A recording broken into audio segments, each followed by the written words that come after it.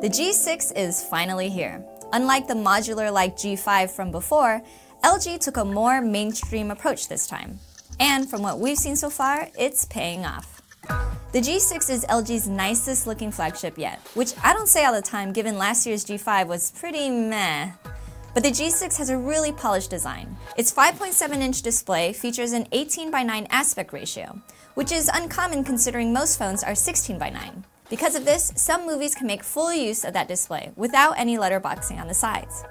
The G6 is also LG's first dust and water-resistant flagship. On paper, it can be submerged in a meter of water for about 30 minutes.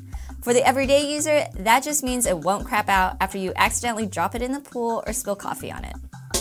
There are some pretty cool camera upgrades too. The phone has a dual camera setup with two 13-megapixel cameras now on the back. There's a standard angle lens and a 120-degree wide angle lens, so you can capture more content in each frame. And if you're really all about that wide angle life, the 5-megapixel front-facing shooter has a wide angle option as well. One of my favorite things about the camera is a new interface feature where you can see the gallery stream as you take photos.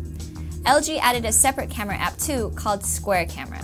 Aimed at hardcore Instagram users, it offers a number of different tools so you can take neat square photos. What's the weather today? Another software feature is Google's signature AI assistant, which is baked right in. Aside from the Google Pixels, the G6 is the only other phone so far to have this natively. You can chat with Assistant and use it to look up things like random facts, the news, and nearby places. Unfortunately, the G6 does not have a removable battery. To longtime LG fans, this might come as a disappointment since LG has been one of the few companies to feature swappable batteries in its flagships. But it's not all bad. LG increased the battery capacity just a notch to 3.3 ampere hours, and it can wirelessly charge now. Yes, even when it's wet.